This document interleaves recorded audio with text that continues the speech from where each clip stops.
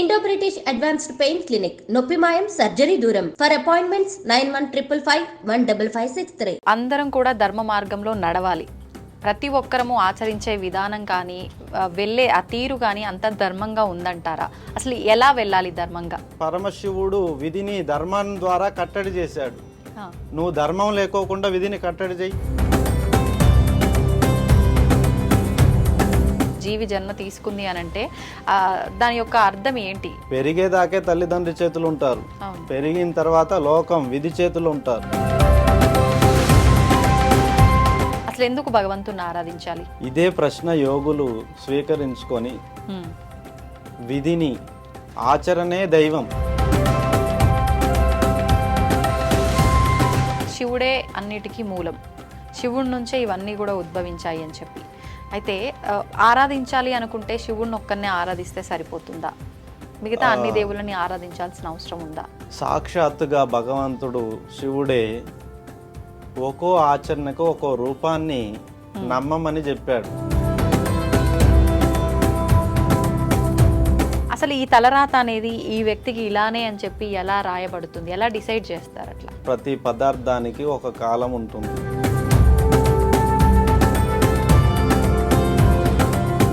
పునర్జన్మ ఉంటుందంటారా మనిషికి? మళ్ళీ మనిషి రూపంలోనే జన్మ తీసుకునే అవకాశం ఉంటుందంటారా? ఈ భూమికి మన రుణం ఉంది.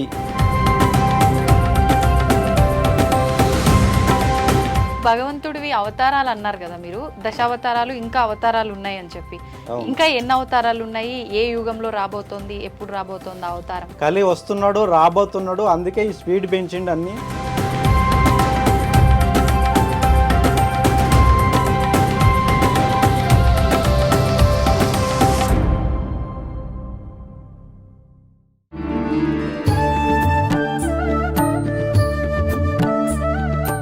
నమస్కారం, వెల్కమ్ టు ఐ డ్రీమ్. ధర్మ మార్గం విత్ విజిత కార్యక్రమానికి స్వాగతం. ఈరోజు నాతో పాటు ఒక ప్రత్యేకమైన గురువు ఉన్నారు. గురువు అనాలో స్వామీజీ అనాలో నాకైతే తెలియదు. అసలు వారిని నేను పరిచయం చేయడం కన్నా వారిని వారి మాటల ద్వారానే మనందరం కూడా పరిచయం చేసుకుందాము. ఇంకెందుకు ఆలస్యం, ఇప్పుడు వారితో మాట్లాడదాం. నమస్కారం అండి. నమస్కారం. గురువు గారు అనాలో స్వామీజీ అనాలో నాకైతే అర్థం అవ్వట్లేదు. గురువు గారు అని పిలుద్దాం అనుకుంటున్నాను, పర్వాలేదంటారా? పర్వాలేదు. గురువుగా అంగీకరించినందుకు మీకు ధన్యవాదాలు. గురుగారు, మిమ్మల్ని మీరు మా ప్రేక్షకులకు ఒక్కసారి పరిచయం చేసుకోగలుగుతారా?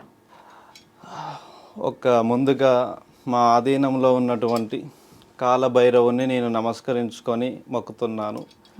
ప్రేక్షకులకు, ఈ ఛానల్ యొక్క ప్రేక్షకులకు మరియు మన భారత భాగంలోని ఈ చూస్తున్న అందరికీ కూడా అందరికీ ముందుగా నమస్కారం తెలియజేస్తున్నాను. ఓం కాలభైరవాయ నమః. యదాస్తః హృదయస్థః మిథ్యం జగత్తార్కణం కాలం కాలభైరవం నమామి ఈశ్వరం. యోగం సత్యం నిత్యం యోగం ధర్మం పరిశాసనం కాల విధి దేవతాం నమో నమః. నేను విధి యొక్క దూతగా, కాలానికి ఉన్న దూతగా, దేవ ఆధీనంలో పొందిన దూతగా, ఒక గురువుగా మీకు కనిపిస్తున్నాను. నా పేరు కాలనాగ మహర్షి. నేను నాగమఠం యొక్క స్థాపితము చేసిన ఋషి పరంపరా గురువుని. నాగ సాధువుల తరపున అఖండ భారతదేశంలో ఈ పుణ్యభూమిలో అవతరించిన ఎందరో ఋషుల తరపున నేను ఆగమనం చేయడం జరిగింది. మన శాస్త్రాన్ని, మన యొక్క ధర్మ ప్రశాస్తాన్ని నలుదిక్కుల విస్తరించడం కోసం, ధర్మం యొక్క స్థాపనే ధ్యేయంగా నేను ఈ యొక్క ముందు అడుగు వేస్తూ ఆ కాలభైరవుని ఆజ్ఞ తీసుకొని రావడం జరిగింది. కుంభమేళా నుండి, మహాకుంభ నుంచి. కుంభమేళా నుంచి సరాసరి నేరుగా ఇక్కడికి రావడం జరిగింది. ఓ, నిజంగా మా అదృష్టం. కుంభమేళా నుంచి వచ్చిన మీతో మాట్లాడడం, మిమ్మల్ని చూడడం, అది శివ ఆజ్ఞ అనుకొని ఇంత వేగంగా రావడం జరిగింది మీరు పిలవగానే.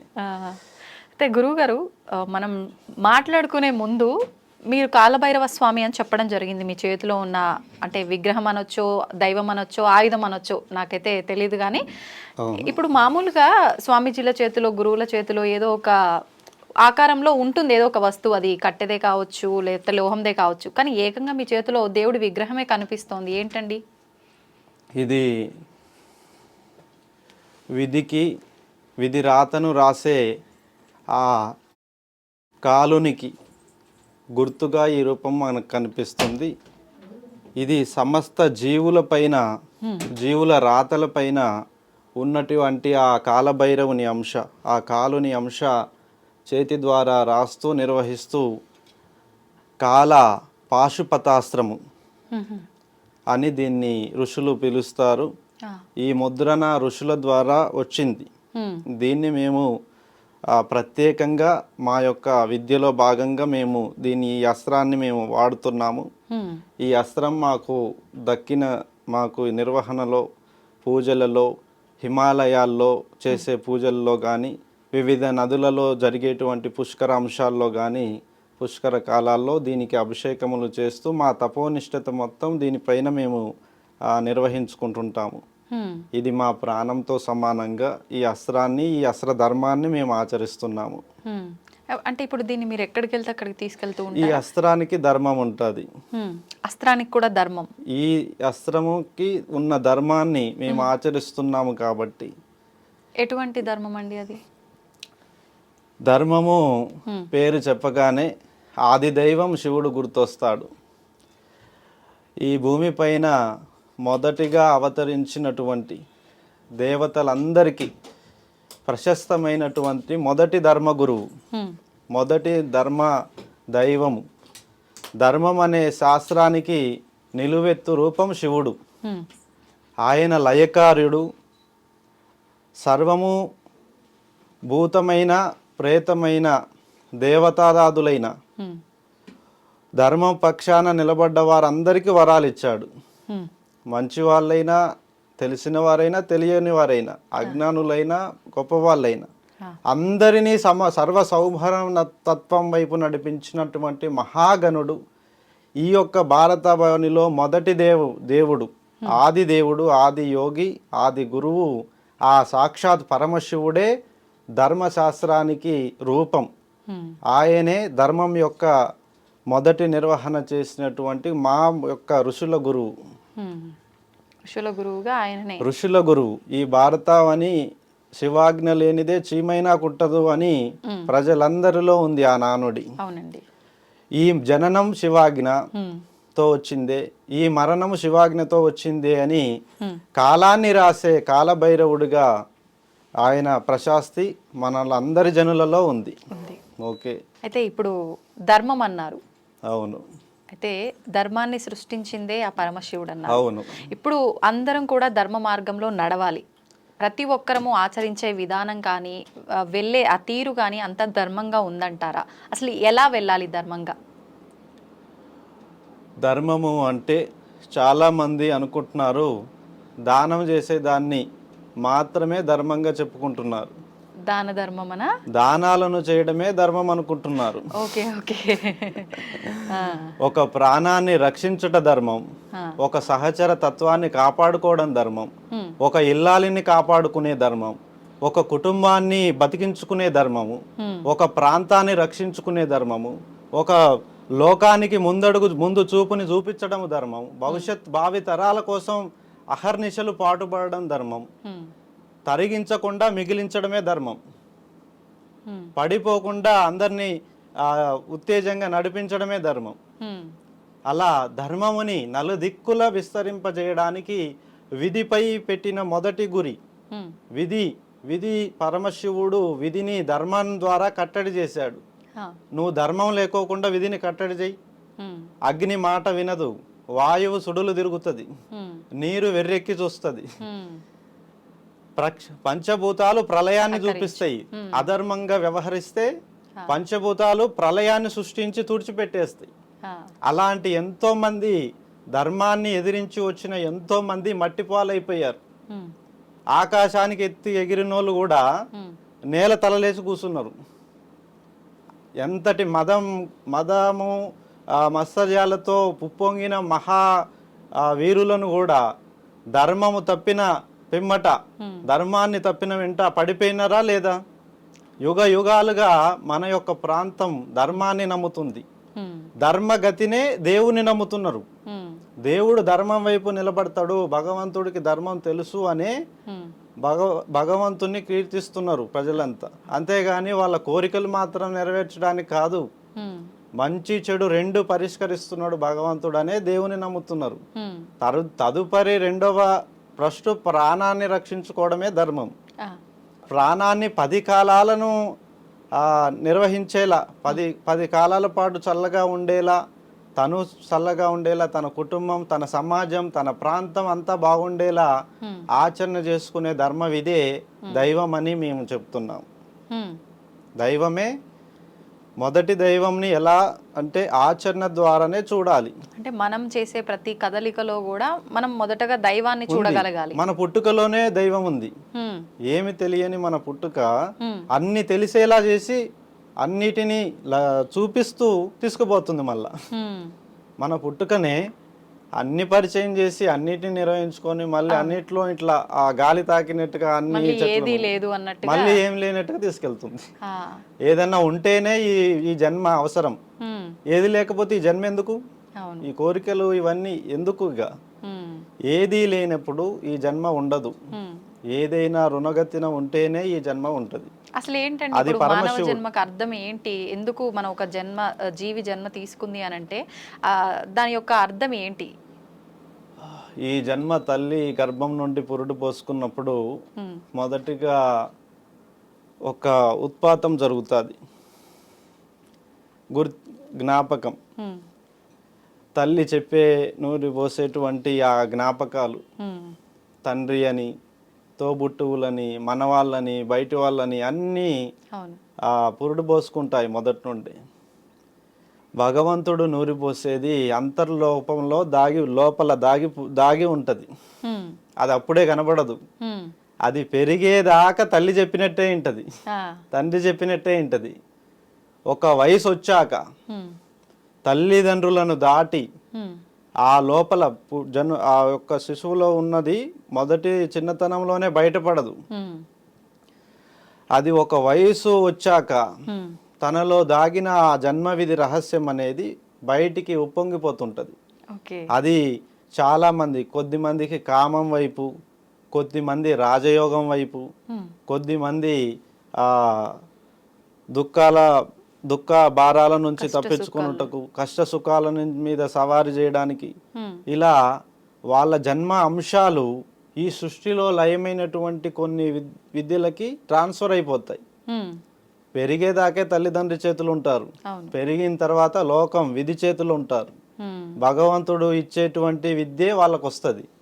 వాళ్ళు బట్టుపట్టి ఎంత కష్టపడి మనం నేర్పినా మిగతాయి రావు. అంటే ఇప్పుడు కొంతమంది మంచిగా వెళ్తున్నారు, కొంతమంది అడ్డదారులు అంటే చెడు వ్యసనాలకు బానిస ఇలా వెళ్తున్నారు. మరి ఇదంతా కూడా భగవంతుడు నడిపించినట్టుగానే జరుగుతుందా?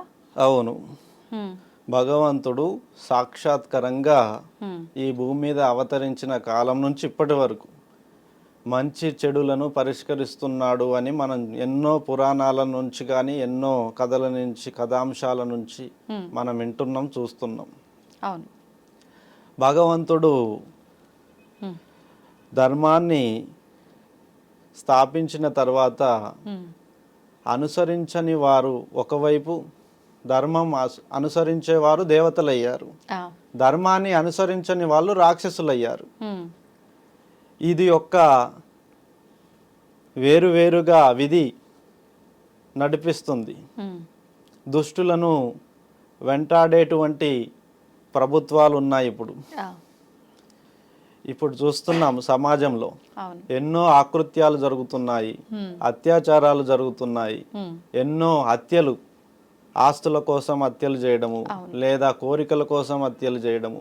ఇటువంటి రాక్షస గణాన్ని మనం మన జనులలోనే చూస్తున్నాం. వెలుగు చీకట్లు విడదీయరానివి, మనము విడదీసి చూడలేము ఈ సృష్టి మొత్తంలో. అలాగే ఈ ధర్మ పక్షాన నిలబడి చూస్తేనే మనకి దైవ గుణం ఉన్న వాళ్ళు కనిపిస్తారు. ధర్మాన్ని ఆచరించకుండా దేవుడు లేడు ఏమి లేడని చెప్పేసి, ధర్మము లేదని చెప్పేసి, నేను మాత్రమే ఉన్నా నా ఆకలే గొప్పది అని చెప్పేసి తప్పుల మీద తప్పులు చేస్తూ కోరికల కోసం పిచ్చోళ్ళు అయిపోయి రాక్షసులుగా మారి దుష్టులు తిరుగుతున్న వాళ్ళు చాలా మంది ఉన్నారు. వాళ్ళని కంట్రోల్ చేయడానికి ఇప్పటికీ ప్రభుత్వాలు, నాయకులు ఎంతో మంది ఎన్నో కట్టుబాట్లతో ధర్మశాసనాలు, న్యాయపీఠాలు, అప్పుడే కదా న్యాయస్థానాలు ఇవన్నీ అవతరించాయి. పాపాత్ములను, దుర్మార్గులను, దుష్టులను కట్టడి చేయడం కోసమే ఈ యొక్క ధర్మాత్ములు, గురువులు, దేవతల యుగం నుంచి ఇలా కట్టడి చేసుకుంటూ వస్తున్నాం.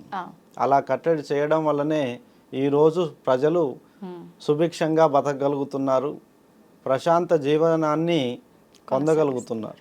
అంటే ఖచ్చితంగా ఇది భగవంతుడు ఆడిస్తున్న ఒక ఆటే, మంచైనా చెడైనా ఏదైనా. 2 చేతులు ఇచ్చాడు తల్లి, ఒక చేత్తో పని చేయమంటాడు, ఇంకో చేత్తో ఆపమంటాడు.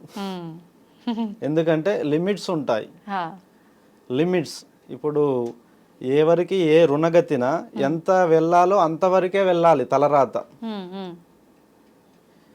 ఏ జీవుడికైనా అది వర్తిస్తుంది. అంటే తలరాత అనేది నమ్మొచ్చు అంటారా? ఉందా తలరాత? తలరాత ఉంది.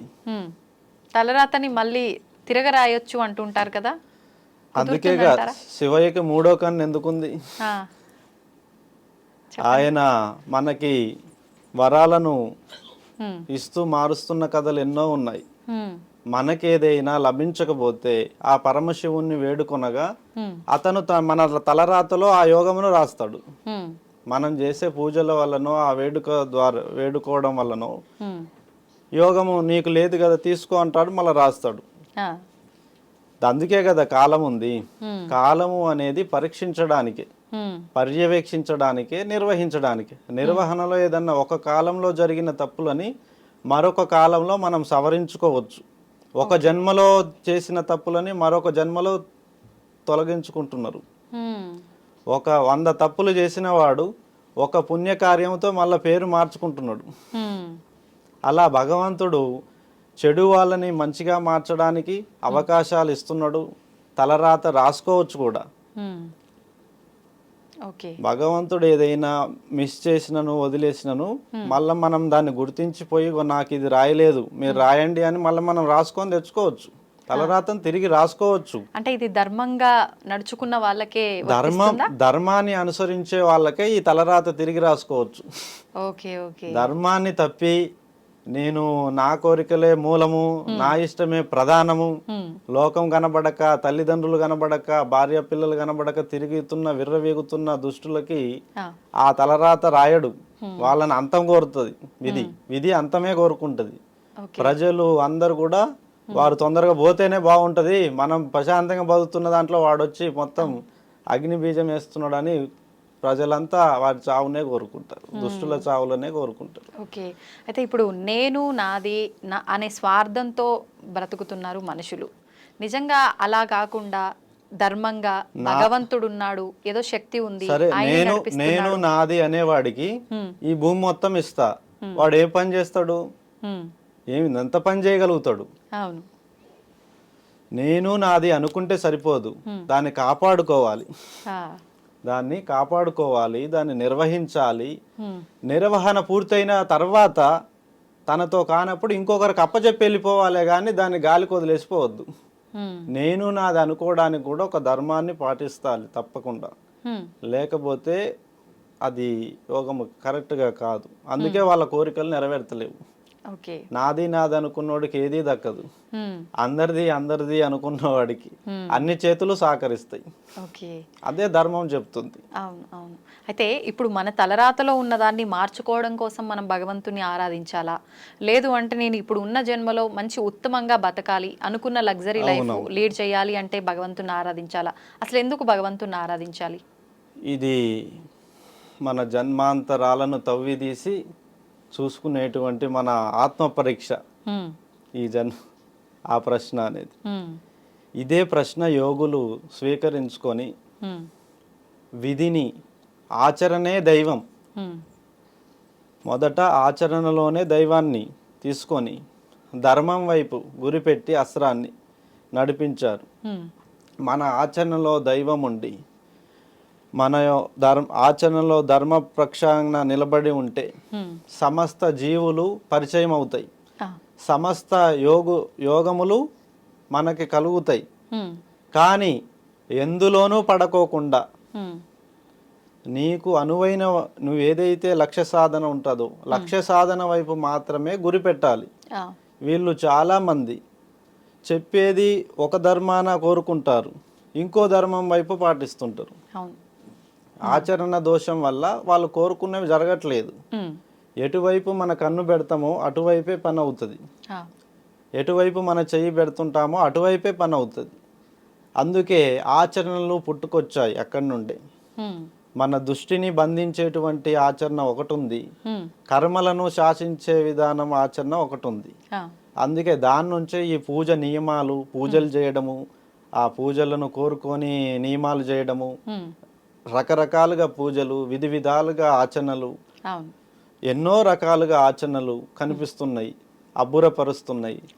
అందులో ఆ సరైన దృక్పథంతో చేసిన వాళ్ళకేమో అవి అనుకున్న కోరికలు నెరవేరుతున్నాయి భగవంతుని పూజించగా. మిగతా వాళ్ళ పరిస్థితి నామమాత్రంగా ఉంటుంది, మళ్ళీ ఇంకొక ఆచరణ చేస్తున్నారు. అలా జరుగుతూ ఇప్పుడు ఇలా అంటే ఇప్పుడు మీరు చెప్పిన దాన్ని బట్టి శివుడే అన్నిటికీ మూలం, శివుడి నుంచే ఇవన్నీ కూడా ఉద్భవించాయి అని చెప్పి. అయితే ఆరాధించాలి అనుకుంటే శివుడిని ఒక్కరినే ఆరాధిస్తే సరిపోతుందా? మిగతా అన్ని దేవుళ్ళని ఆరాధించాల్సిన అవసరం ఉందా? సాక్షాత్తుగా భగవంతుడు శివుడే ఒక్కో ఆచరణకు ఒక్కో రూపాన్ని నమ్మమని చెప్పాడు. ఇప్పుడు ఒక్కో ఆచరణకు ఒక్కో రూపాన్ని ఇవ్వాలి, అప్పుడు వాళ్ళు తొందరగా గుర్తుపట్టగలరు. ఇప్పుడు ధనాన్ని సూచించడానికి లక్ష్మీదేవతను చూపెడుతున్నారు అందరూ. లక్ష్మీదేవత దగ్గరే అంత ధనం ఉంటుందని ప్రజలకు ఎలా తెలుసు? ఏదో ఒక ఆధారం, లింక్, ఒక రూపాంతరం నుంచి లింక్ తీసుకుంటారు. ఎవరికైతే ఆ వేదనతో బాధపడుతుంటారో వారు ఆ రూపాన్ని అలా టచ్ చేయడమే. ఆ రూపాన్ని అలా టచ్ చేయడం వల్ల ఆ లక్ష్మీదేవత శివునిలో ఐక్యమైనప్పుడు ఆ యొక్క రాత మార్చబడుతుంది. వాళ్ళు కోరుకున్నవి తదాస్తు, దేవతలు కూడా తదాస్తు అంటారు.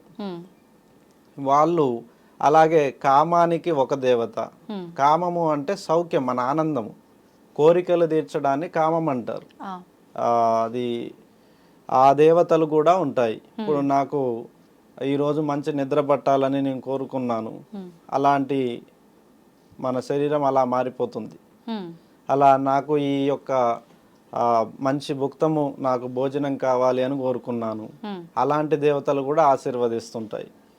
అట్లా అలాగే ఇప్పుడు పగ తీర్చుకోవడానికి చాలా మంది కూడా పగ తీర్చుకోవడానికి హనుమాన్ని కానీ లేదా కాలభైరవుని కానీ వీరభద్రుని కానీ కాళీ దేవతను కానీ ఉగ్ర రూపాలను కానీ కూడా నరసింహస్వామిని కానీ విష్ణుమూర్తిని కానీ మొక్కుతుంటారు. వాడు నన్ను చాలా ఇబ్బంది పెట్టాడు, వాడికి ఏదో ఒకటి జరగాలి, జరిగితేనే నేను నమ్ముతా అని చెప్పి ఆయనలో మొక్కుతుంటారు. కానీ వాళ్ళు ధర్మపక్షాన నిలబడి పోరాడి అడగాలి. అలాంటివి కోరికలు కూడా ధర్మ ప్రకారంగా అడిగితే దాన్ని దేవతలు ఇస్తాయి. దేవతలు ఇలా మనం ఎన్నో రూపాలు మన యొక్క ఆచరణలు ఏదైతే కోరుకుంటామో వాటికి రూపాలుగా ఈ దేవతలు అవతరించాయి. అంతేగాని సమస్తము శివుడిలోనే ఉన్నాయి, శివుడిలోనే సమస్తము నిక్షిప్తమై ఉందని ఆ దేవతలే చెప్పారు ఋషులకి. ఇప్పుడు శివుణ్ణి ఆరాధించే వాళ్ళకి ఎక్కువ కష్టాలు పెడుతుంటాడు, పరీక్షలు పెడుతుంటాడు, అన్ని ఎదుర్కొన్న తర్వాతే ఆయన అనుకున్నది మనకు ఇస్తాడు అని చెప్పంటారు. నిజం, కష్టాలు పెట్టేది శివుడు కాదు. ఇది చెప్పబడిన వాస్తవము లోతుగా చెప్పాలి. ఇప్పుడు కష్టాలు పెట్టేది శివయ్య కాదు, అవి పరీక్షలు, పర్యవేక్షణలు. పర్యవేక్షణలో వీళ్ళు తెలుసుకోవడం కోసం, వాళ్లకు తెలియడం కోసం ఎటువైపు నిలబడితే ఎంత బరువు ఉందో తెలుస్తుంది. మేలు కోరి 10 మంది మేలు కోరి ధర్మపక్షాన నిలబడితే 4 పనులు దొరుకుతాయి, ఏదో ఒక పని ద్వారా అభివృద్ధి అవ్వచ్చు. అలా ధర్మపక్షాన నిలబడిన వారికి ఎటువంటి పరీక్షలు పెట్టడు శివుడు. ధర్మపక్షాన లేని వాళ్ళకే ఆ కష్టాలు. అంతేగాని శివుని యొక్క ఆ శివుడే పరీక్షలు పెడుతున్నాడు అనేది కరెక్ట్ కాదు. అది మనం కోరిక యొక్క వాస్తవ్యం ఎంత ఉంటుందో, ఎంత లోతుగా ఉంటుందో మన కోరిక, అంత లోతుగా తీసుకెళ్ళి చూపిస్తాడు, పరిచయం చేస్తాడు. నువ్వు ఈ కోరికను నెరవేర్చుకుంటున్నావు అంటే అది మామూలు విషయం కాదు, దాని నిర్వహణ ఇలా ఉంటది అని భయాన్ని భక్తిని రెండింటిని భావంగా చూపిస్తాడు ఆయన, చూపించిస్తాడు శివుడు. ఇప్పుడు మీరు అన్నట్టుగా ధర్మపక్షంగా లేని వాళ్ళకి ఇలాంటి పరీక్షలు పెడతాడు అని అన్నారు కదా, కానీ సామాన్యంగా భక్తులంతా నమ్మేది ఏంటి అంటే మరి ఇప్పుడు ఎక్కువ డబ్బు ఉండి అన్యాయంగా డబ్బు సంపాదించిన వాళ్ళే బాగుంటారు, ఏ ఇబ్బందులు ఉండవు, అన్ని రకాలుగా భగవంతుని పైనే ధ్యాస పెట్టుకొని నిత్యం పూజలు చేస్తూ ఆలయాలకు వెళ్తూ ఉన్న మేము మాత్రమే ఇలా ఉన్నాము అని మాత్రమే ఎక్కువగా భావిస్తుంటారు కదా. మరి నిత్యము ఆలయాలకు వెళ్తున్నారు, నిత్యం పూజలు చేస్తున్నారు అని అలా అని ఎన్ని చేసినా కూడా దేవుడు మాకు అనుకూలత చేయట్లేదు అనుకుంటున్నారు. కానీ వాళ్ళ చేతి నుంచే రాత రాయబడుతుంది, వాళ్ళు గ్రహించాలి, తప్పుని మూలముని వాళ్ళు గ్రహించాలి. ఆ గ్రహించే దశకాలు ఒక ఆలయంలోనే నిక్షిప్తమై ఉండవు. ఒక్కో జీవికి తన సమయం అయిపోయినప్పుడు మరో వ్యక్తి వచ్చి పురుడు పోసి వెళ్తుంటాడు. ఒకరి తరం కానప్పుడు మరొకరు వచ్చి ఆ ధర్మాన్ని మార్చి వెళ్తుంటారు. రామునికి ఆంజనేయుడు ఒక దూతగా కలిసి పరిచయం అయ్యి ఆ చివరికి ఆ యుద్ధాన్నే గెలిపి మలుపు తిప్పించాడు, గెలుపుని తిప్పించాడు. ఆంజనేయుడు లేని రామాయణం మనకి బాధగా అనిపిస్తుంది. అప్పటి వరకు రాముడు కూడా వెతుకుతూనే ఉంటాడు తన ఆత్మీయులు ఎక్కడున్నారని, ఎవరు దొరకరు. విధి పక్షాన ఒక దూతగా ఆయన మరొకరు వచ్చి తన రాతలో చేరి తన గెలుపుకు కారణమయ్యారు. అలా అన్ని వాళ్ళలోనే నిక్షిప్తమై ఉండవు, వాళ్ళ యొక్క భావాలు నెరవేర్చబడేవి. మిగతా వాళ్ళు కదిలించినప్పుడు వారి ద్వారా వాళ్ళు తెలుసుకొని లక్ష్యాన్ని సాధించగలరు. అన్ని మనతోనే జరగవు. ఇప్పుడు నేనే ఉన్నాను, ఈ అస్త్రము నేనే తయారు చేయలేదు కదా. ఇప్పుడు ఎంతో మంది సిద్ధులు ఉన్నారు, వాళ్ళు ప్రతిష్ఠించిన శివలింగాలన్నీ వాళ్ళే తయారు చేయలేదు కదా. శిల్పులు వారి వారి పరిచయ ధర్మములు ఉన్నవారు వారికి దగ్గర ఉన్న వారి ద్వారానే అందుకొనే చేయగలుగుతారు. సమస్తము మనము జ్ఞాపకంగా ఉంచుకొని మన నడవడిక ఉంటే అన్ని నెరవేరుతాయి. అన్నీ నాతోనే అవుతాయని అనుకోకూడదు, అన్నీ సమష్టి కృషితో జరుగుతాయని అనుకోవాలి. సమిష్టి కృషిలో ఒక్కొక్కరు ముందుకొచ్చి ఒక్కో విధమైన కోరికను తీర్చగలిగే శక్తి ఉంటుంది. సహచరులతోనే అన్ని జరిగాయి. ఇప్పుడు తలరాత అన్నాము ఇందాక, ఆయనే తలరాత రాస్తాడన్నాం. మనం ధర్మంగా ఉంటే దాన్ని మనం తిరగ రాసుకునే అవకాశం కూడా మన చేతుల్లో ఉంది అనుకున్నాం.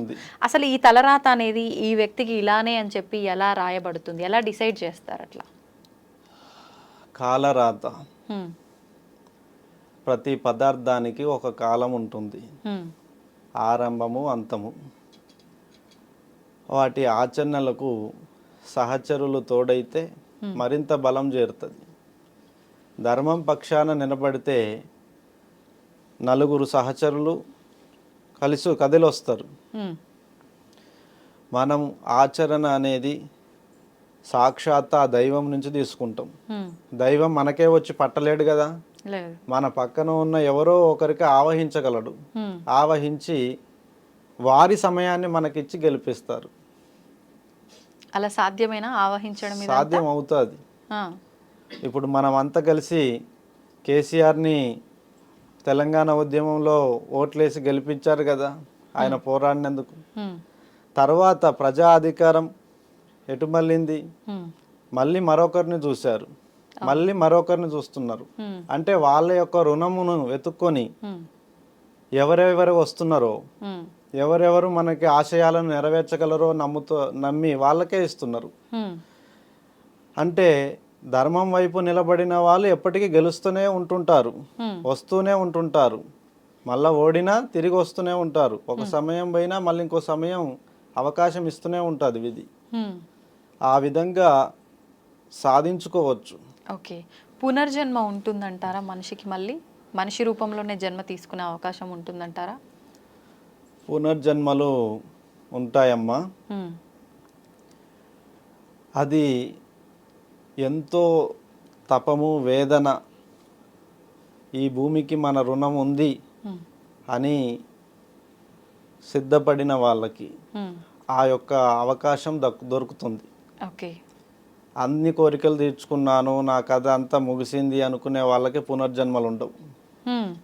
ఇంకా తపం ఈ సరిపోలేదు, ఈ జన్మ సరిపోలేదు, మరో జన్మలో ఇంకా నిర్వహించాలి, తనివి తీరని ఆరాటము, ఈ భూలోకం పైన ప్రేమ తిరిగి తిరిగి అది మళ్ళీ పుట్టించగలదు. ఒకవేళ పుట్టిన అంటే ఇప్పుడైతే ఏదైతే బంధాలు బంధుత్వాల మధ్య ఉన్నారో, ఏదైతే ఆశతో బతకాలని అనుకున్నారో అవే ఆశలతో అవే బంధుత్వాల మధ్య పుట్టే అవకాశం ఉంటుందంటారా? కోరుకున్న అంశాలు వేరు, పునర్జన్మల్లో ఉండేది కాంక్ష. ఒకరి తరంలో నెరవేరని కాంక్ష ఇంకొకరి తరంలో నెరవేరుతుంది. ఇప్పుడు ఈ భూమిలో దొరకని ఫలాలు మరొక భూమిలో దొరుకుతాయి. ఇక్కడ దొరకని రుచులు అక్కడ దొరుకుతాయి, అక్కడ దొరికే రుచులు ఇక్కడ దొరకవు. అది ఖచ్చితంగా మారిపోతాయి. తర్వాత జన్మలో ఆ కాంక్ష నెరవేరుతుంది. కానీ సన్నిహితులు అనే వాళ్ళు వేరు వేరు రూపాల్లో వేరు వేరు కాలాలకు విభజించబడిపోయి ఉంటారు. అందువల్లనే పునర్జన్మలను పట్టి చూపించలేకపోతున్నారు. ఉంటాయని తెలుసు కానీ ఆధారితంగా చూపడానికి అవకాశము విధి లేకోకుండా చేసేసింది. అందువల్ల విధిని దాటి చూపించాలి అది. అయితే ఇప్పుడు మీరు అన్నదాన్ని బట్టి ఖచ్చితంగా ఈ జన్మలో ఏ ఆశతో ఏ కోరికలతో చనిపోయారో ఏ బంధాలతో ఉన్నారో అది మళ్ళీ వచ్చే అవకాశం లేదన్నారు. కానీ చాలా వరకు ఇప్పుడు ఎవరైనా ఇంట్లో పెద్దవాళ్ళు చనిపోతే మళ్ళీ వాళ్ళ కొడుకుకి కొడుకుగానో కూతురుగానో వాళ్ళ మనవడు మనవరాళ్ళుగా అలా మళ్ళీ పుడతారు అని చెప్పి వాళ్ళే పుట్టారు అని చెప్పి నమ్ముతుంటారు కదా, అదంతా ఒక అపోహలది. అది ఆశీర్వాదము. వాళ్ళ యొక్క తాతలు ముత్తాతలు మళ్ళీ వాళ్ళ మనవాళ్ళ కడుపులలో పుట్టాలని వాళ్ళ ఆశీర్వాదం కోరుకుంటారు. వాళ్ళకి చెప్తారు కూడా, మనవడా నేను చచ్చి మళ్ళీ నీ కడుపులోనే పుట్టాలని ఉందిరా అని చెప్పి ఆ చిన్న పిల్లాన్ని దగ్గర తీసుకొని అలా అద్దుకొని చెప్తుంటారు. వాళ్ళకి వాళ్ళ తాతే పుట్టాడు అనుకుంటారు తర్వాత. అది ఆశీర్వచనం. అంటే వాళ్ళ యోగము తనివి తీరని ఆ ప్రేమ ఆ కాంక్షలు ఆ బలాన్ని బలంగా బంధం అనేది కనిపిస్తుంటుంది విధి ద్వారా.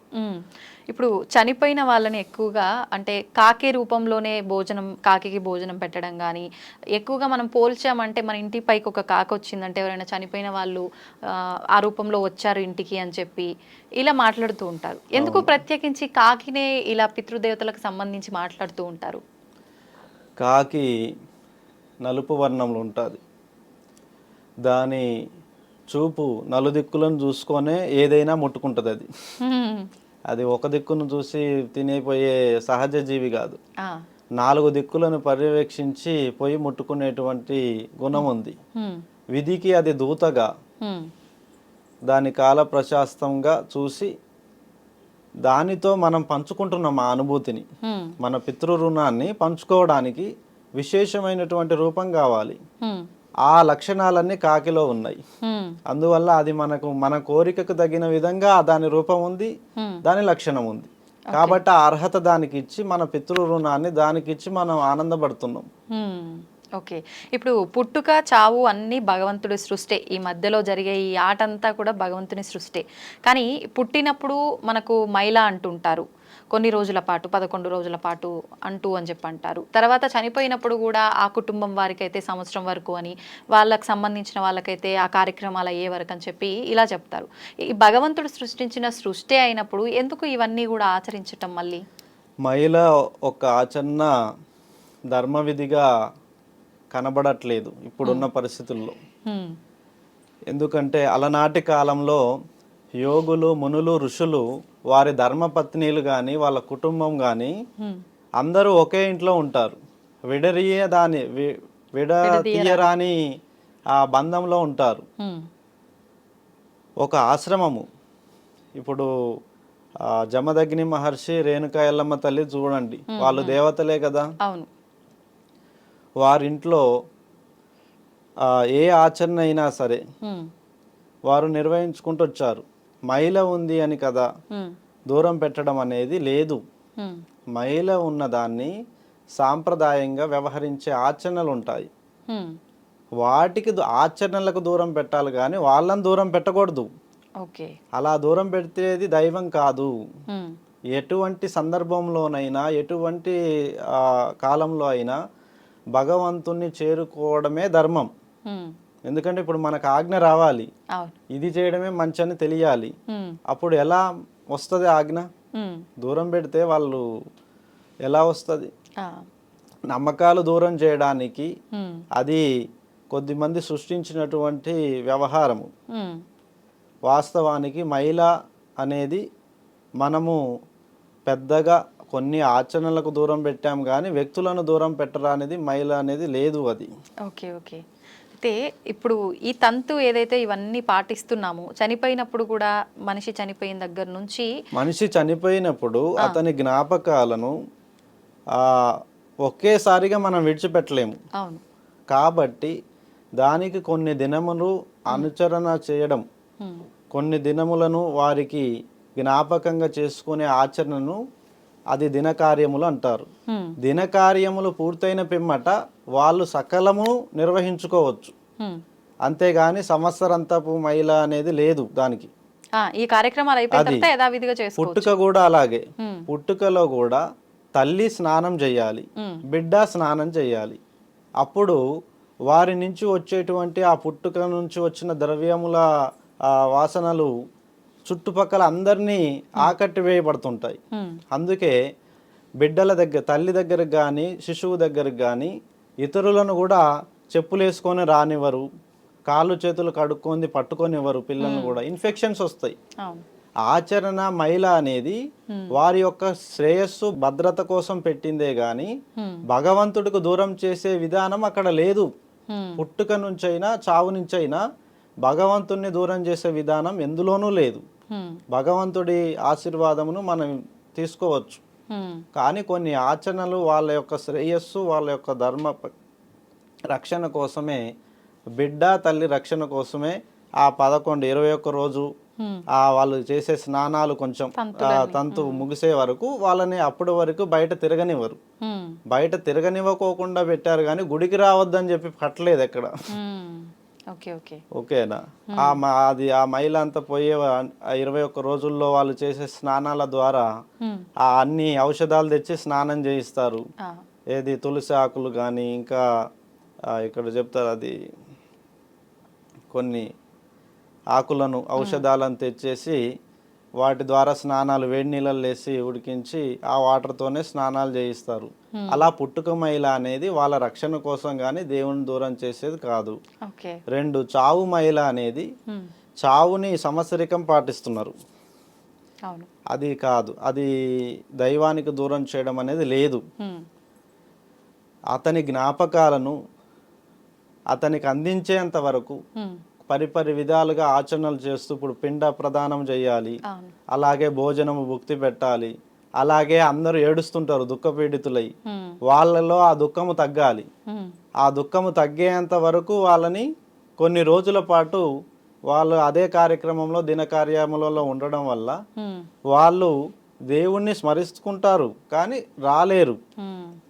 అలా కొన్ని జ్ఞాపకాలు విడిచేంత వరకు ఆ కార్యక్రమాలన్నీ ముగిసే వరకు వారిని మిగతా కార్యక్రమాలకు రానివ్వరు. అంటే శుభకార్యాలకు రానివ్వరు. అలాగే వేరే వేరే వృత్తుల పనులకు, జాబులకు కూడా పోరు కొద్దిమంది. ఆ జ్ఞాపకాలు పట్టి పీడిస్తూ వేడుస్తుంటారు, శోకిస్తుంటారు. తల్లి చనిపోయినా, తండ్రి చనిపోయినా, బిడ్డలు ఎవరైనా కానీ ఆ జ్ఞాపకాలు విడిచేంత వరకు వాళ్ళు ఉండేది కూడా దేవుళ్ళతోనే. దైవ ఆగమన శాస్త్రాల ప్రకారంగానే ఆ యొక్క తంతు నడుస్తుంటది. అక్కడెక్కడ దూరం చేసిన ఆనవాళ్ళు ఏం లేవు. కానీ ప్రజలు తెలియని వాళ్ళు సృష్టించింది ఏంటంటే సంవత్సరం మహిళ అని రానవద్దని, నెల అని, సంవత్సరం అని, ఇలా సంవత్సరికాలని మొత్తం గుళ్ళకి రాకోకుండా కొన్ని అపశృతులు జరుగుతున్నాయి. అలాంటి నియమాలు ధర్మపక్షాన లేవు, వ్యవహరించబడడం లేదు. అలనాటి యుగంలో అయితే అలా అయితే నిర్వహణ లేదు.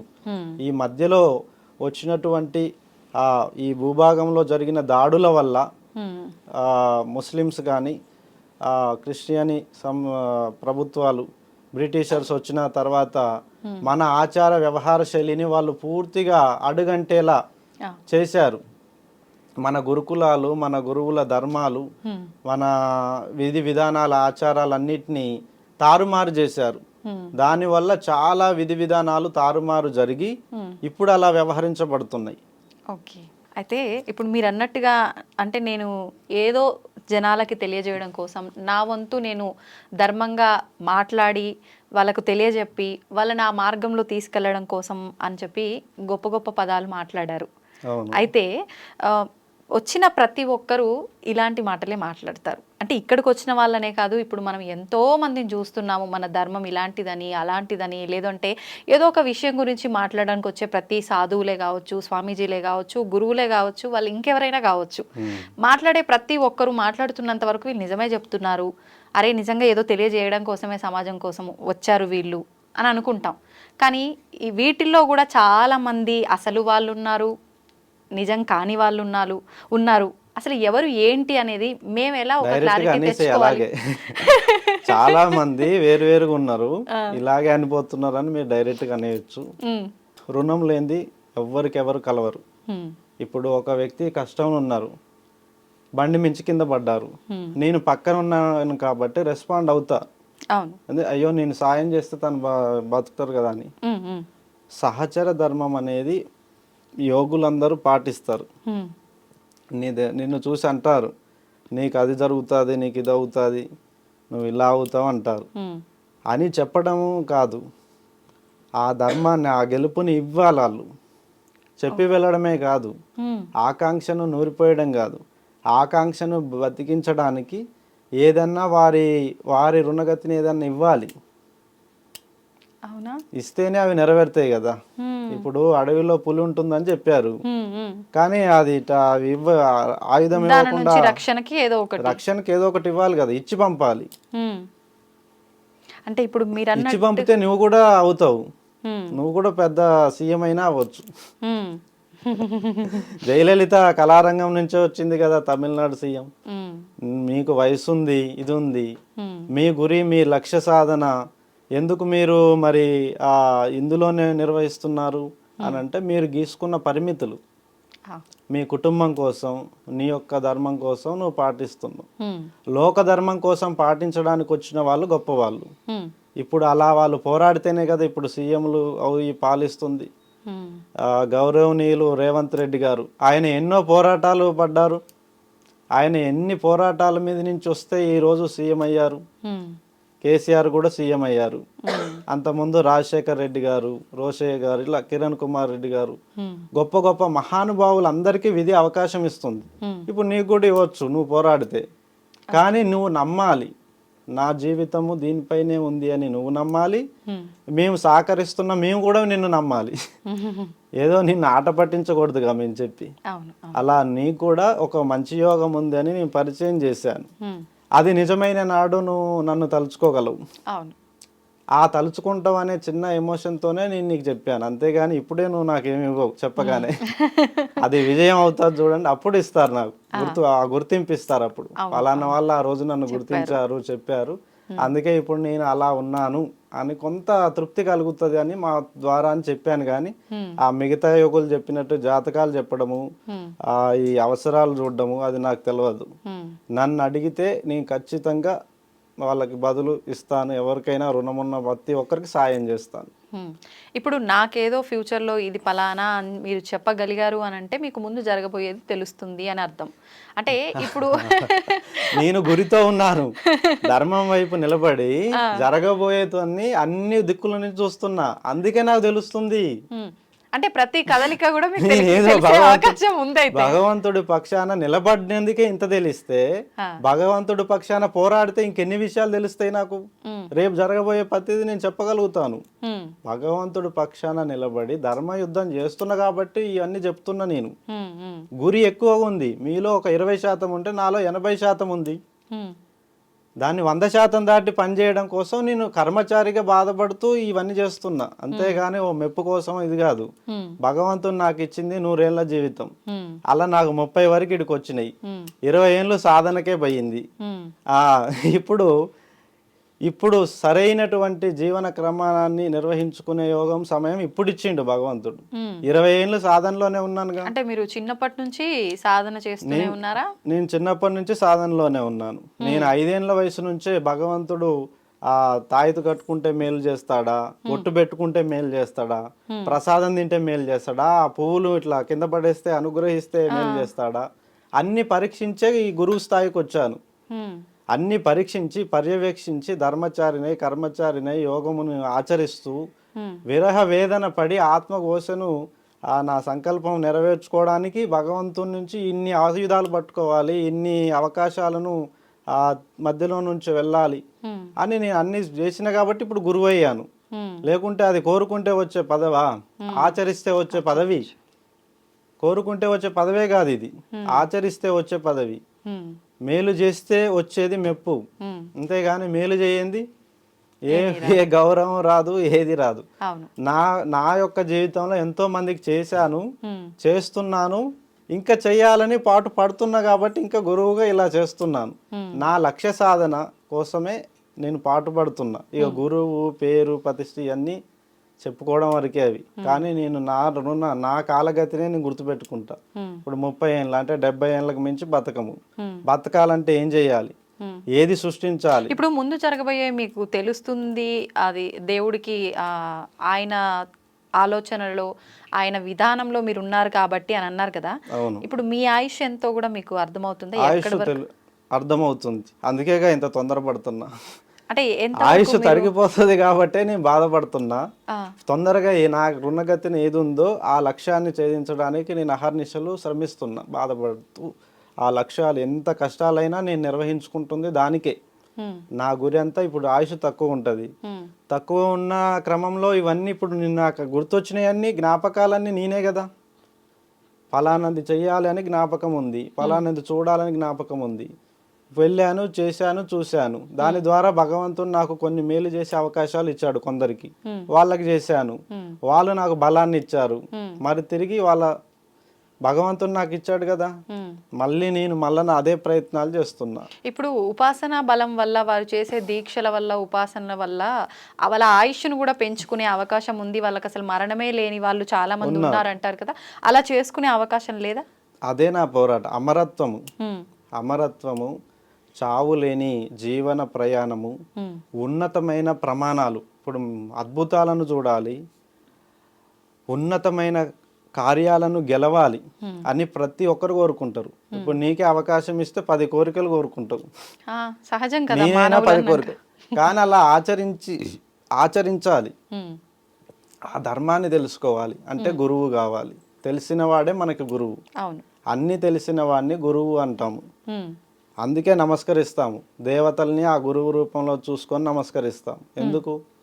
వాళ్ళు మనకి నూరి పోస్తారు, ఏం తెలియదు కదా, వాళ్ళు ఇస్తున్నారు కాబట్టి గురువు.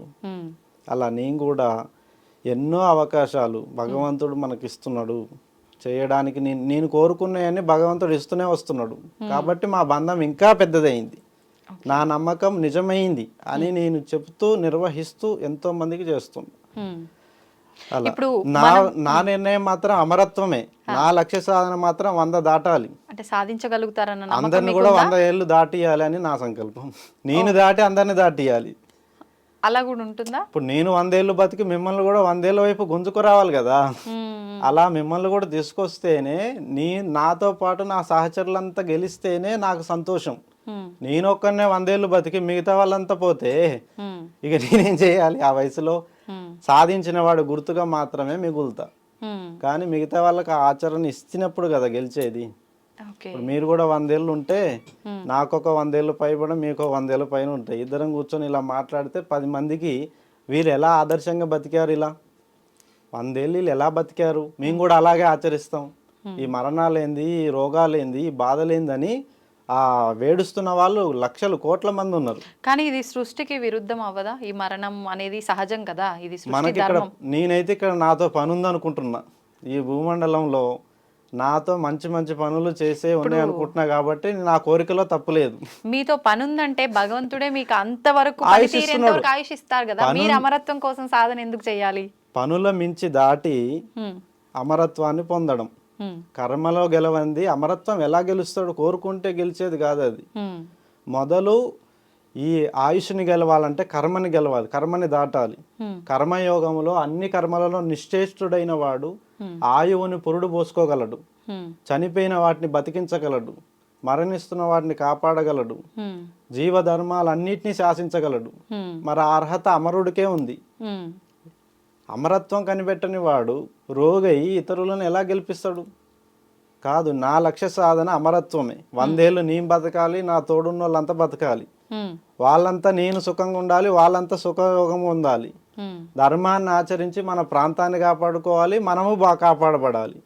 అది మిస్ అయింది కాబట్టి మనల్ని ముస్లిమ్స్ కానీ వాళ్ళు బ్రిటిషర్స్ కానీ వచ్చి 200 ఏళ్ళు పాలించి ఇక్కడ ఉన్న ఆలయాలు ధ్వంసం చేశారు, ఇక్కడ ఉన్న స్త్రీలను అత్యాచారాలు చేశారు, కళ్ళ ముందే దాష్టికాలు ఘోరాలు జరిగి గురువులను ఎల్లగొట్టి ఇప్పటికీ గురువులకు అధికారం లేదు ఇక్కడ ఈ ప్రాంతంలో.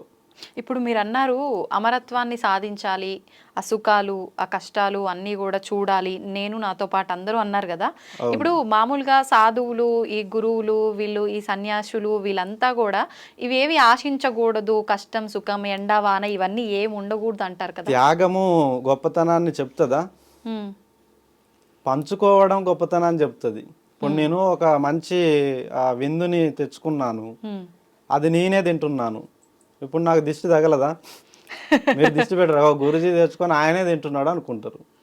ఇప్పుడు నేను ఆ పలహారాన్ని మీకు కూడా దాన్ని కోసి 4 విధులకు పంచిపెట్టిస్తే నలుగురు ఆ తృప్తిని స్వీకరిస్తారు కదా. అప్పుడు ఆ చెట్టు బతుకుతుంది కదా. నేను తిన్న చెట్టు గుర్తింపు ప్రజలలో వచ్చి ఈ ఫలం మంచి రుచినిస్తుంది, ఆ సాధువు పరిచయం చేశారు ఆయన గుర్తింపుగా మనం ఈ చెట్టును పెడదాం, అందరం తింటాం ఈ పండ్లు ఫలాలు అని వాళ్ళు కూడా అందరు గుర్తిస్తారు కదా. అలా మనం పంచుకుంటేనే, అందరికి పంచుకుంటేనే. ఇప్పుడు నా పిల్లలు ఎవరి చేతులు ఉన్నారు? ప్రజల చేతుల్లోనే. నా తల్లిదండ్రులు ప్రజల చేతుల్లోనే ఉన్నారు, నేను ఉన్నా. నేను ఒక్కరిని గెలిచి నా పిల్లల్ని ఓడనివ్వద్దు కదా. నా భవిష్యత్ తరాలు బాగుండాలి, నేను ఒక్కరిని బాగుంటే కాదుగా. ఇప్పుడు మీరు అన్నట్టు ఒక సాధువు తన జీవితాన్ని పరిత్యాగం చేస్తాడు. దేనికోసం చేస్తున్నాడు? సంఘం కోసమా, తన కోసమా? చెప్పండి. అంటే వాళ్ళు ఎలా సంకల్పం చేసుకుంటే అలా ఉంటుంది. తన కోసం అయితే వేరే ధర్మము,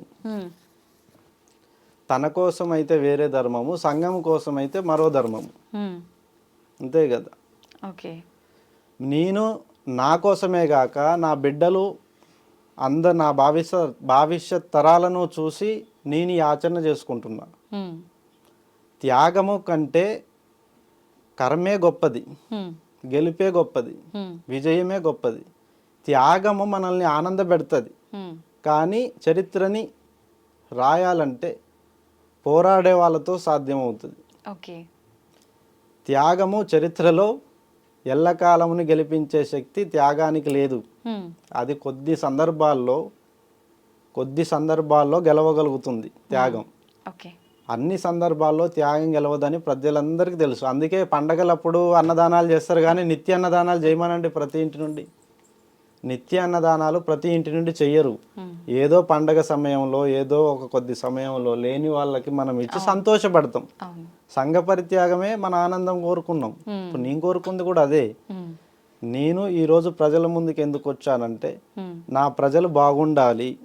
ఎందుకంటే నా భవిష్యత్ తరాలు ఈ ప్రజలతోనే తిరుగుతారు.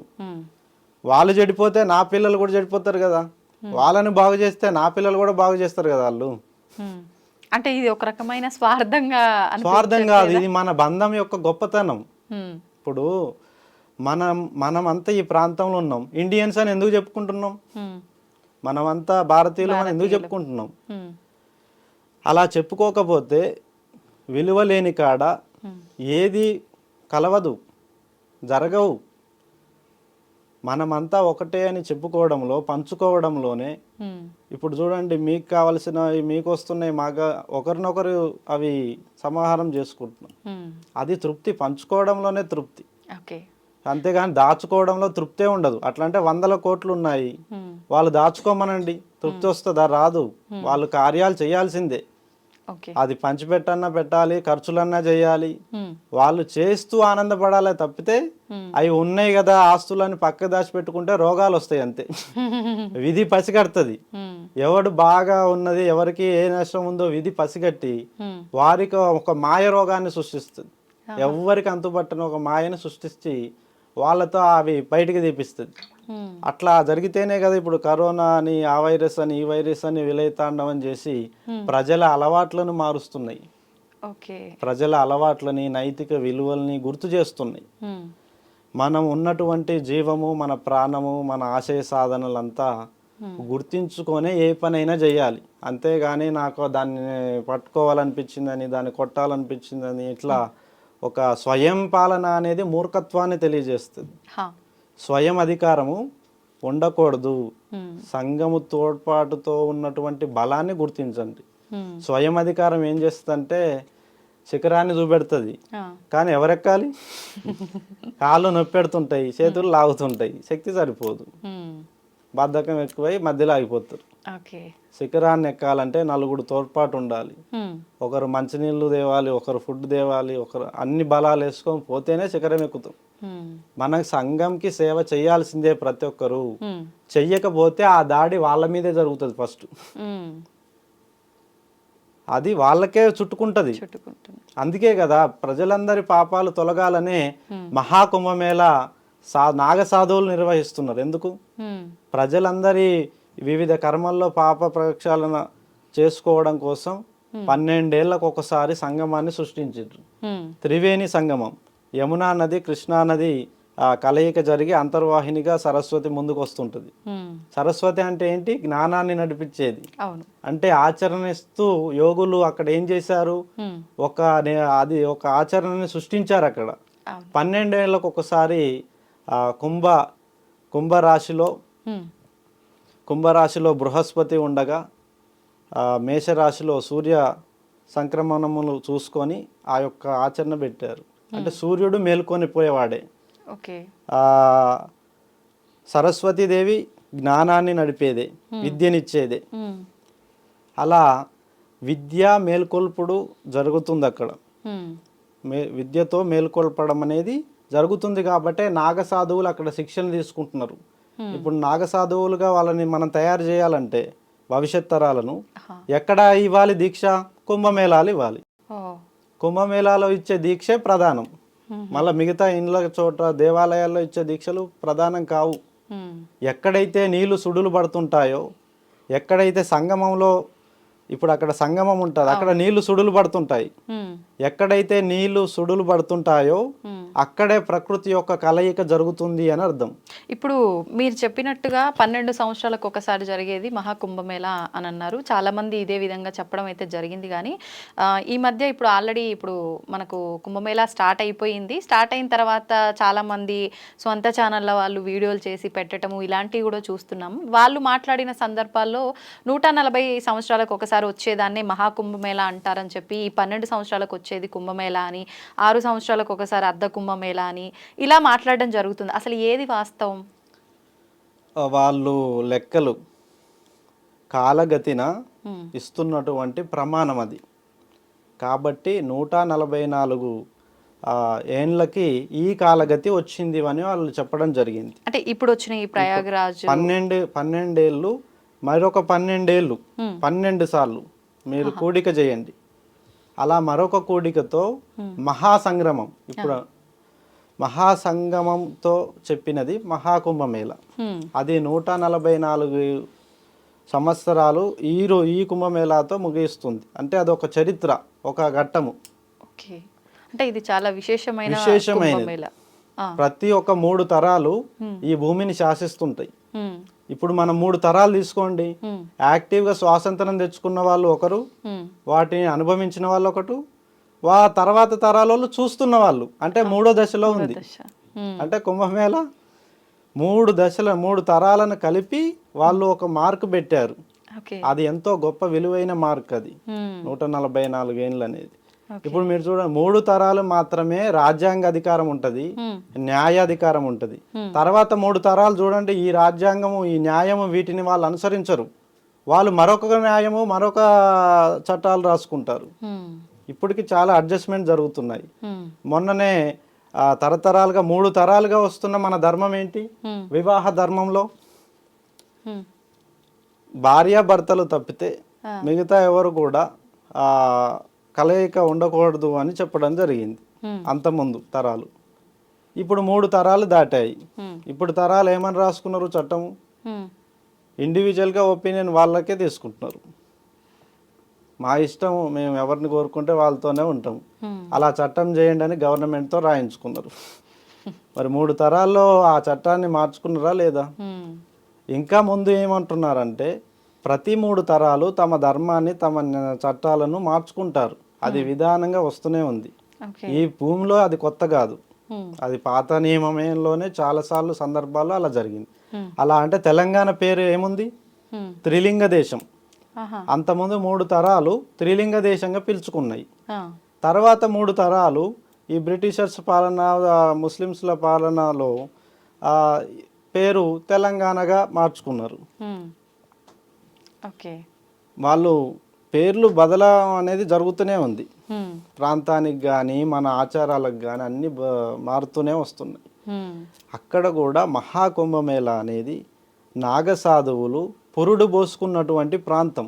హ్మ్. నాగసాధువులు తీసుకునే దీక్ష ఎంతో గొప్పది. వాళ్ళు ధర్మం కోసం పనిచేసే సైన్యం. హ్మ్. దీన్ని మన ఋషులు మునులు ధర్మపక్షాన కొంతమంది క్షేత్రపాలకులను తయారు చేసిన సందర్భంలో అన్ని అస్త్ర విద్యలు శస్త్ర విద్యలు నేర్పించి హ్మ్. ఆ కుంభమేళాల సంగమంలో నేర్పించి కొత్త వారిని న్యూ జాయినింగ్స్ అనేది స్టార్ట్ చేస్తారు. కుంభమేళ సమయంలో మాత్రమే స్టార్ట్ చేస్తారా? కుంభమేళా సమయంలో మాత్రమే అది స్టార్ట్ అవుతుంది. ఓకే. ఇప్పుడు కూడా ఈ కుంభమేళా సందర్భంగా హ్మ్. లక్షల మంది నాగసాధువులుగా పరిణితి చెందుతున్నారు. హ్మ్. హ్మ్. అంటే నెక్స్ట్ రాబోయే తరాల కోసం హ్మ్. వాళ్ళ ధర్మాన్ని రక్షించడం కోసం వీళ్ళు తయారవుతున్నారు. ఓకే. మన ఇప్పుడు ధర్మం ఈ కోసం. కుంభమేళా స్టార్ట్ అయ్యి దాదాపుగా ఒక 4-5 రోజులు కావస్తోంది ఆల్రెడీ.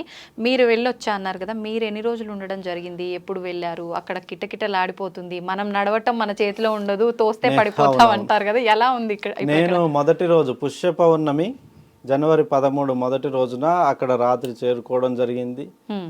ఆ తర్వాత మకర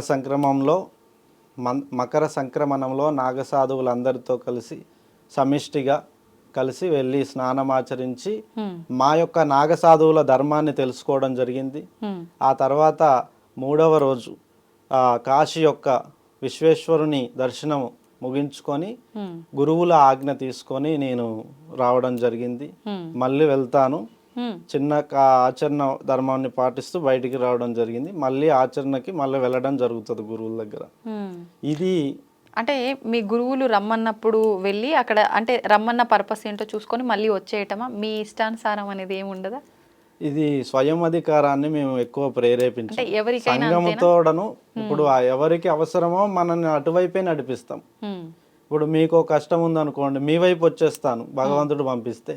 వారికి వచ్చింది అనుకో, వారి వైపు వెళ్తాను. హ్మ్. ఎక్కడైతే ఆర్తనాదాలు వినిపిస్తాయో అక్కడికే వెళ్ళమని భగవంతుడు ఆజ్ఞ, శివాజ్ఞ. ఓకే. ఆర్తనాదాలు ఉన్న కాడ భగవంతుని బతికించాలి, అది నా ధర్మం. హ్మ్. అది నా నాగసాధువుల ధర్మంలో ఉంది. హ్మ్. ఎక్కడైతే బాధలు ఆర్తనాదాలు ఉంటాయో అక్కడ సరిచేయడానికి, ఆ దేవుణ్ణి మేల్కొల్పడానికి బయలుదేరుతాము. ఓకే.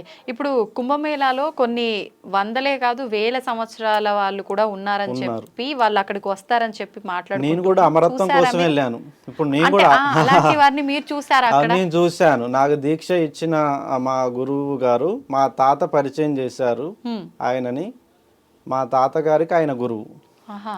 ఆయన నన్ను చిన్న వయసులో, నాకు 8 ఇయర్స్ ఉంటాయి, ఆ సందర్భంలో ఆయన పరిచయం చేశారు. హ్మ్. మా మనవడు ఇతనికి ధర్మ యోగమును, శాస్త్రయోగమును, విద్య యోగమును అన్ని విధాలుగా మీరు ఇతనికి దివ్య దృష్టిని ప్రసాదించండి అని అనగా ఆయన చేయి పెట్టి హ్మ్. ఆయన ఆప్యాయంగా తనలో ఐక్యం చేసుకున్నారు మమ్మల్ని. హ్మ్. ఓకే. ఆయనకి ఎంత వయసు ఉంటుంది? ఆయనకి నేను కలిసిన సందర్భంలోనే ఆయనకి 108 ఏళ్ళ పైబడి ఉన్నారు. ఓ. నేను కలిసిన చిన్న వయసులో. హ్మ్. 108. 108. అంటే ఇప్పుడు ఒక 140 ఆ, 130 చిల్లర ఉండొచ్చు. 130 ఏండ్ల వయసులో 120 నుంచి 130 ఏండ్ల మధ్య వయసులో ఆయన మరణించడం జరిగింది. స్వర్గస్థుడు ముక్తిని పొందడం జరిగింది. ఓకే.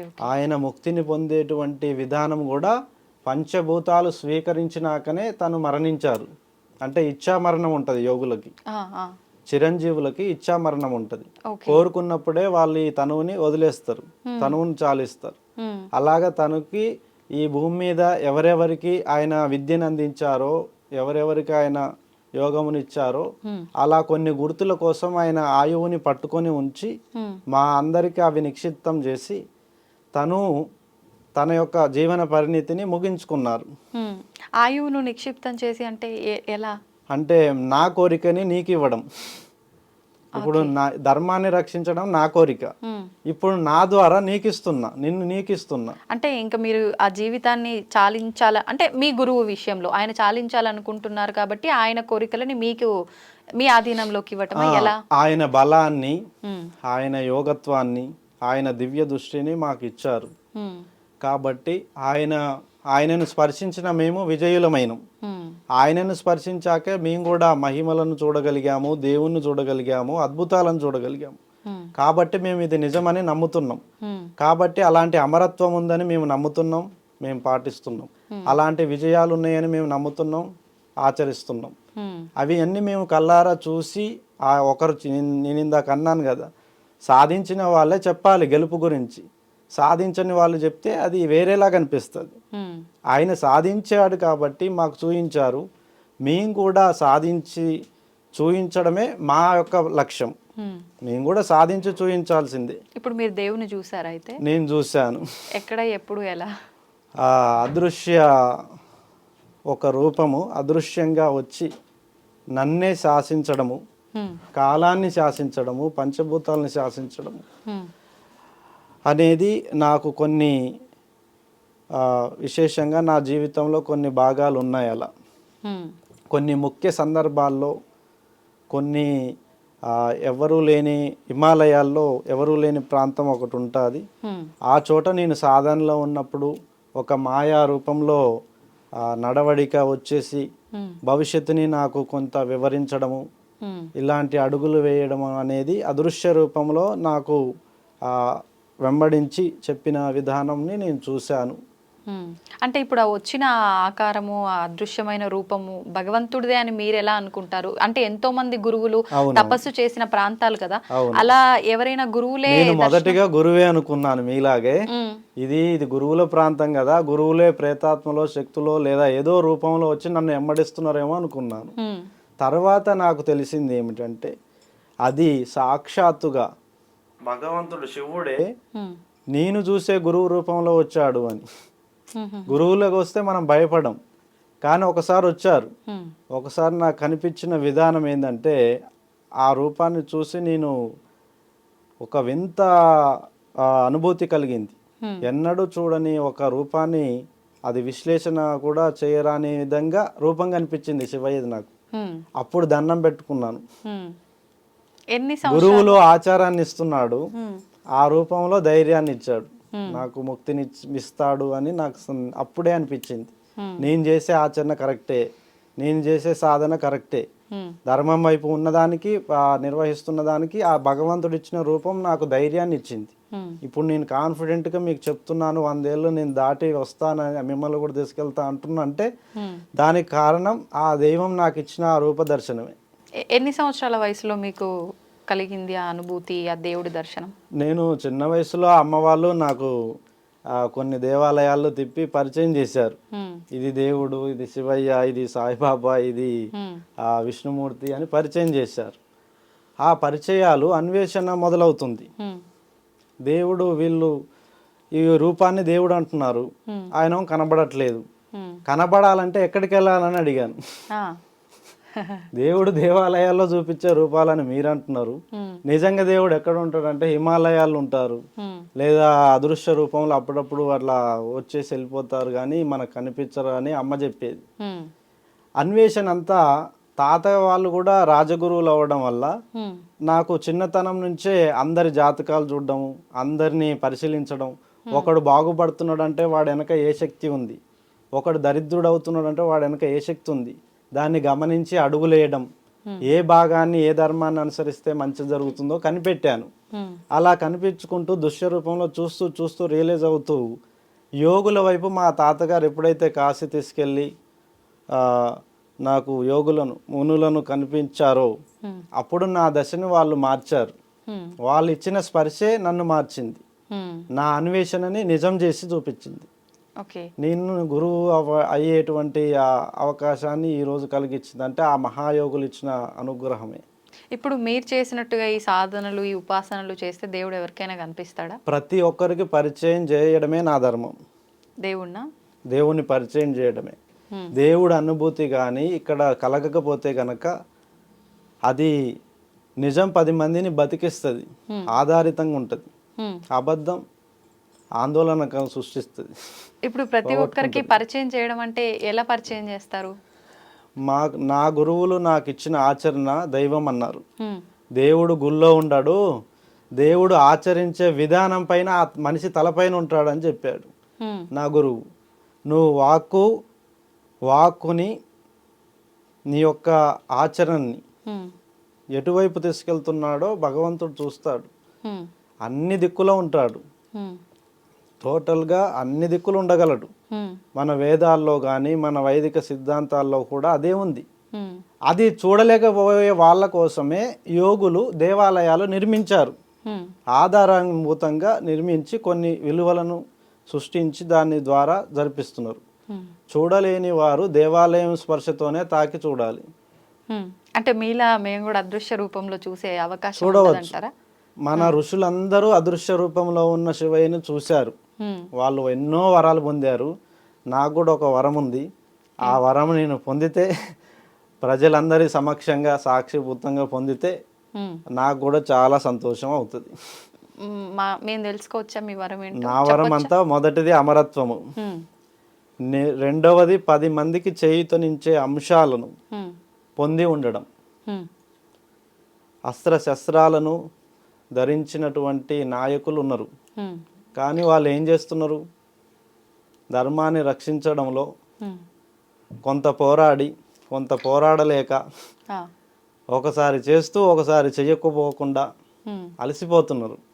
అలసట లేని నాయకత్వాన్ని, అలసట లేని ధర్మ పరిరక్షణని, అలసట లేని యోగత్వంగా అమరత్వంగా మార్చే విధంగా అందరినీ అమరులుగా, అందరూ ఎక్కువ కాలం బతికేవారిగా ప్రపంచవ్యాప్తంగా గుర్తింపు ఉండాలి. ఫలానా ఇండియన్స్ అంటే ఆయుర్దారం చాలా బాగుంటుంది. ఈరోజు జపాన్ గురించి చెప్పుకుంటున్నారు. జపాన్లోనే అత్యధికులు ఎక్కువ కాలం బతికిన వాళ్ళు ఉంటున్నారు ప్రపంచం మీద అని చెప్తున్నారు. అంటే అది ఇక్కడ ఉండాల్సిన వాళ్ళు అక్కడ ఉంటున్నారు.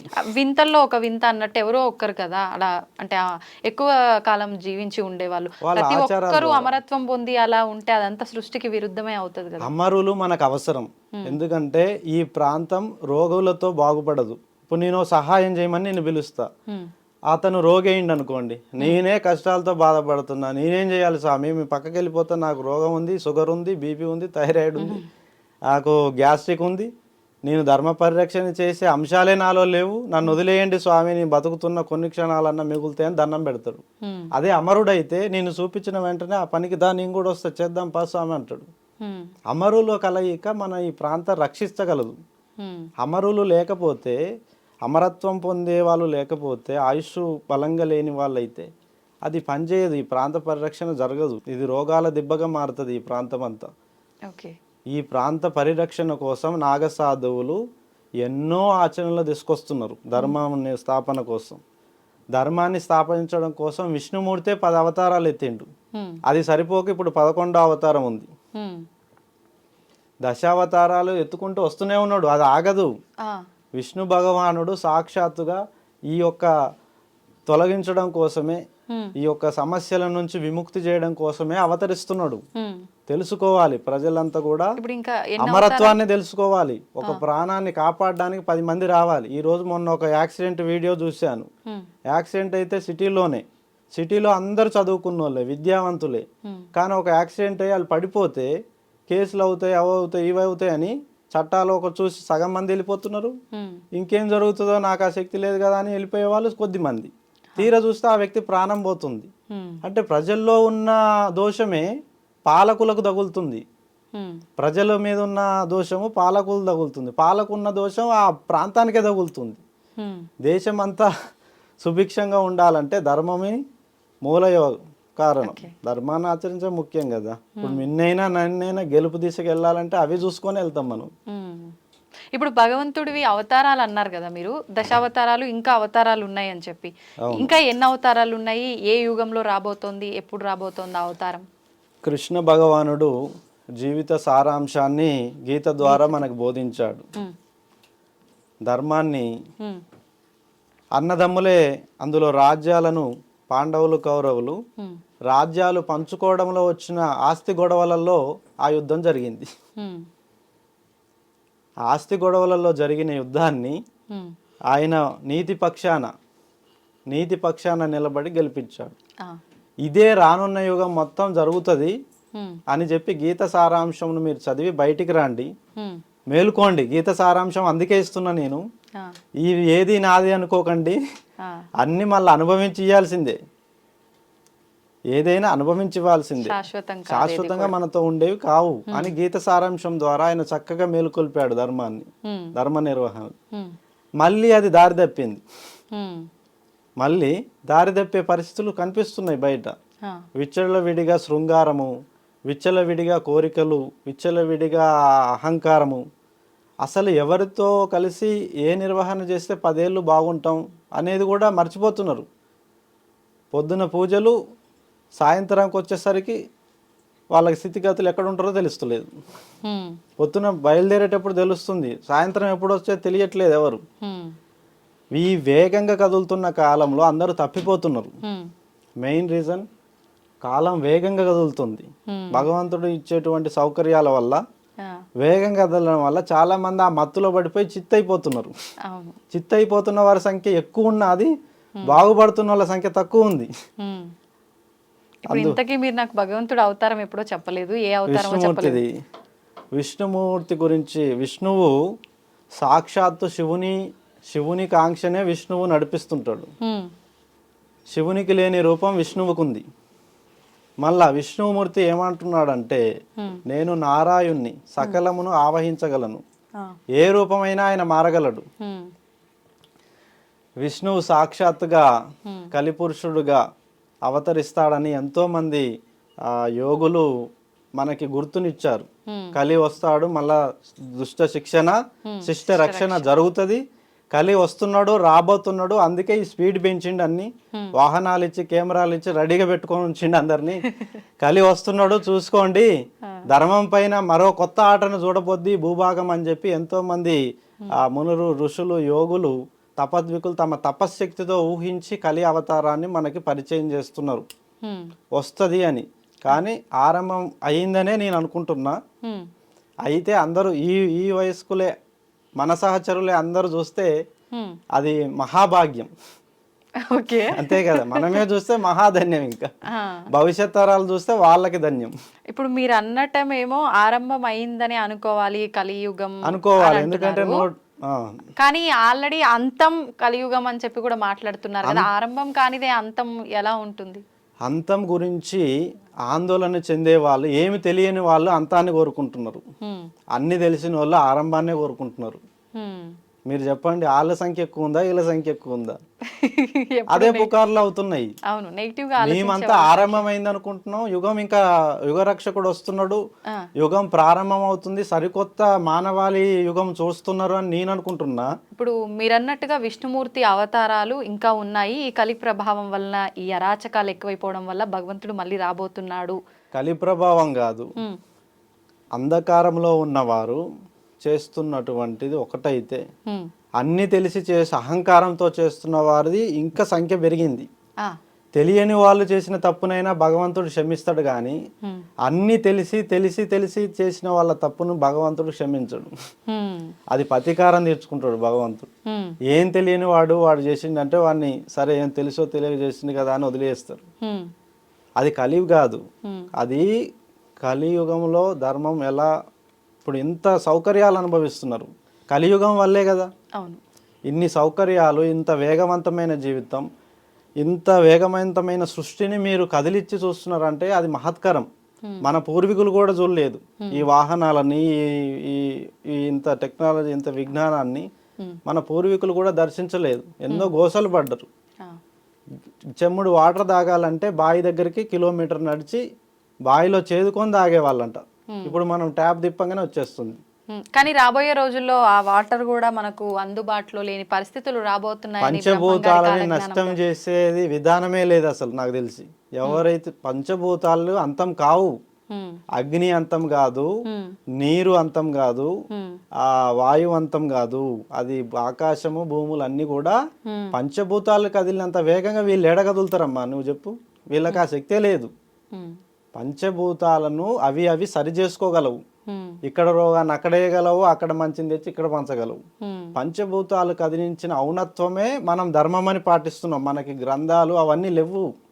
పంచభూతాలే మొదటి దైవం, ఆచరణే దైవం రూపం. ఆచరించిన వాడే గురువు. ఆ గురువు సన్మార్గంలో నడిస్తే అందరూ జయ కొడతారు. ఆ గురువు మన యుగానికి గుర్తుండే ధర్మాన్ని ఇస్తాడు. అలాగే జరుగుతుంది. ఈ భూమిని ప్రజలే రక్షించుకున్నారు ఇన్ని యుగాలుగా. వాళ్ళ ఆచరణ, వాళ్ళ దైవం వాళ్ళని విడిపోలేదు. ఎంతో మంది దాడులు చేసినా పోలేదు. ఇంకా తిరిగి అది వస్తుంది రిటర్న్.